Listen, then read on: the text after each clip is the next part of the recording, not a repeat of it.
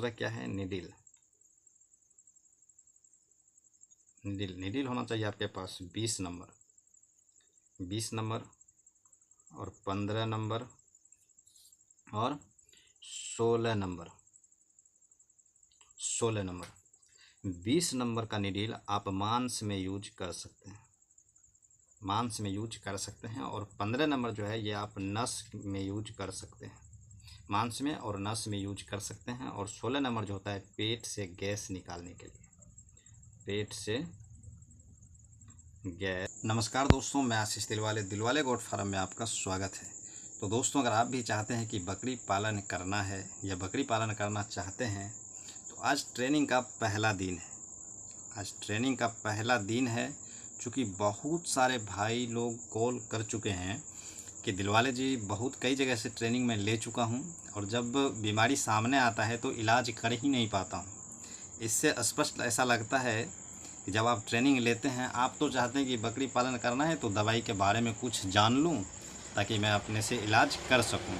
लेकिन आप कहीं जब ट्रेनिंग लेते हैं तो इतना बात बताया जाता है, इतना बात बताया जाता है जिसका कोई ज़रूरत ही नहीं होता है और आप देखते देखते छोड़ देते हैं या फिर ध्यान नहीं देते हैं, फुलफिल ट्रेनिंग ले ही नहीं पाते हैं और कुछ ज़्यादातर आप सीख नहीं पाते हैं। तो चलिए वीडियो को एकदम से देहाती भाषा में बताने का प्रयास करते हैं आपको, और जहाँ तक हो सके आप अगर समझने का प्रयास करेंगे तो मुझे उम्मीद है कि आपको ये वीडियो बहुत पसंद आएगा। और ट्रेनिंग का पहला दिन है तो चलिए देखिए, अगर आप करना ही चाहते हैं तो सबसे पहले आता है कि ज़मीन चयन में सावधानी।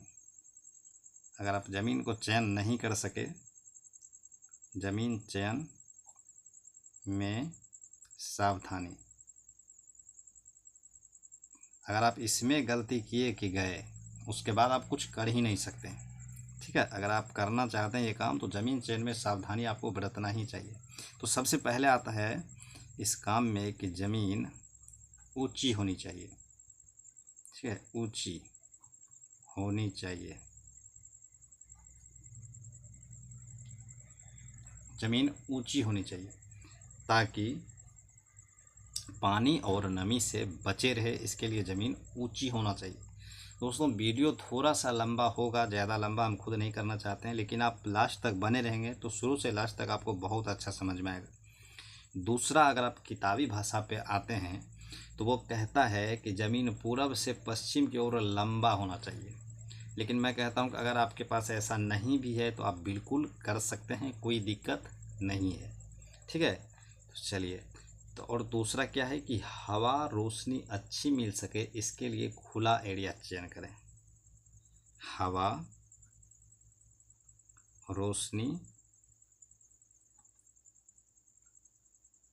अच्छी मिल सके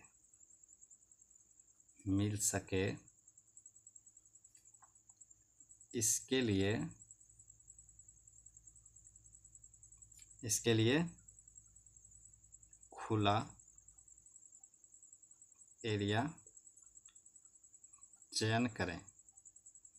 ठीक है, ये चीज़ तो आपको करना ही पड़ेगा, क्योंकि हवा और रोशनी अगर अच्छी नहीं मिल सका तो फिर बाद में आप पछताएंगे और सही से काम नहीं कर पाएंगे।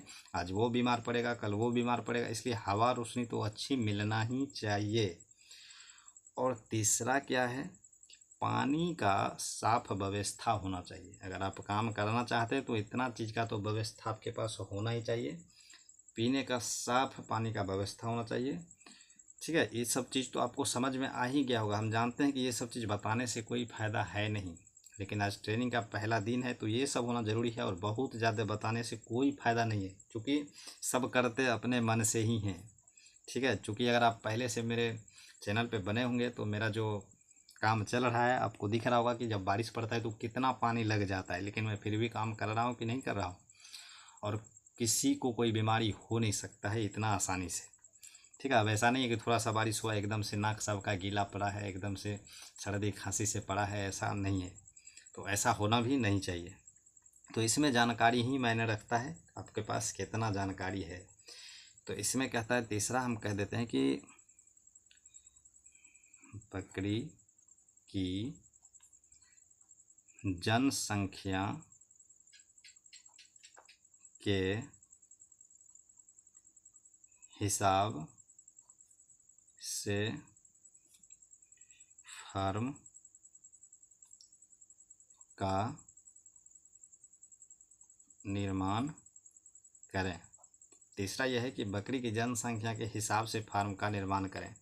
अब आपको लग रहा है कि चलो 10 है तो 10 के लिए जगह बना लिया मैंने, अब 20 हुआ तो 20 के लिए जगह बना रहा हूँ, अब 30 हुआ तो 30 के लिए जगह बना रहा हूँ। तो इसमें क्या होगा कि आप बकरी के बच्चे को सही से पाल नहीं सकेंगे। इसलिए जितना बड़ा आपको बनाना है या तो बना लीजिए, या फिर अगर 10 का जगह बनाए हुए हैं अपने हिसाब से वो सब जगह बना लीजिए। चूँकि जगह में कितना बताऊं, कैसे बताऊं, कितना पालना है आपको, वो आप पे डिपेंड करता है कि मैं कितना पाल रहा हूं, कितना बड़ा जगह चाहिए, वो आप पे डिपेंड करता है। क्योंकि उसको खेलने कूदने का जगह मिलना ही चाहिए, तभी आप बकरी पालन में सक्सेस हो सकते हैं।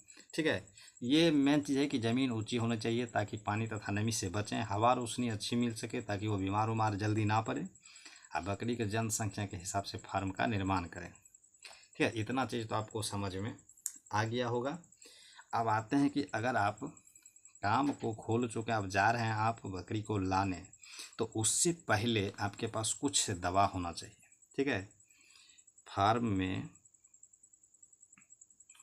में ये दवा होना बहुत ज़रूरी है। फार्म में ये दवा होना बहुत ज़रूरी है।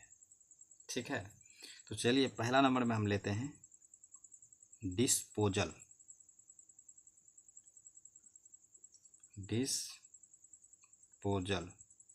ठीक है, अगर आप फार्म करना चाह रहे हैं तो आपके फार्म पे ये चीज़ होना बहुत ज़रूरी है। डिस्पोजल 3 ml और 5 ml 10 ml का डिस्पोजल होना बहुत ज़रूरी है। ठीक है, कम से कम 10-10 पीस होना बहुत ज़रूरी है। अब आते हैं दूसरा नीडिल। दूसरा क्या है? नीडिल होना चाहिए आपके पास 20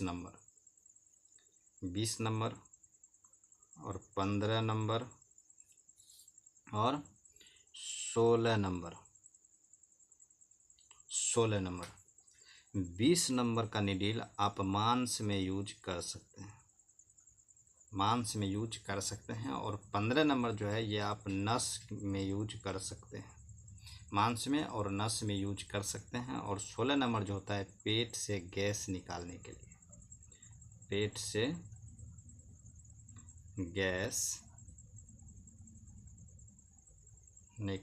लिए, ठीक है, इतना चीज़ तो आपको समझ में आ गया होगा। अब आते हैं इंजेक्शन जो है बकरी को 3 तरह से दिया जाता है। इंजेक्शन 3 तरह से दिया जाता है। पहला होता है IM, दूसरा होता है IV और तीसरा होता है SC। IM का मतलब होता है इंट्रामस्कुलर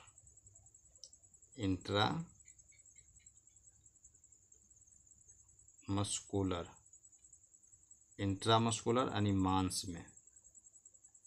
मांसपेशी में। ठीक है, दूसरा होता है इंट्रावेनस।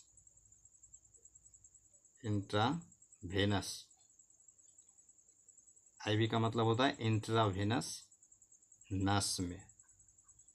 ठीक है, और SC का मतलब होता है सबकट। दोस्तों वीडियो बीच में ही कट गया था, तो SC का मतलब होता है सबकट, जो चमड़ी में लगता है। मेरा फ़ोन नंबर है दोस्तों 7544032317। तो आप किसी भी बीमारी के समाधान हेतु कॉल कर सकते हैं, इसमें कोई दिक्कत नहीं है। और उम्मीद करते हैं जब बात आएगी दवा की तो कल से दवा के बारे में ही बताना है, क्योंकि ये सब ज़्यादा बकवास करने से कोई फ़ायदा नहीं है। ट्रेनिंग में वैसे आप बहुत ये सब सुने ही होंगे कि कैसे ज़मीन होना चाहिए, कैसे क्या होना चाहिए, लगभग हम बता दिए। बस इतना ही मायने रखता है, उसके बाद अपने हिसाब से ही आप सब काम करते हैं। लेकिन जब बीमारी सामने आता है तो उम्मीद करते हैं इलाज नहीं हो पाता है आपसे। तो चलिए उसके बारे में एकदम से डिटेल से बातें होगी। तो मिलते हैं दूसरे वीडियो में।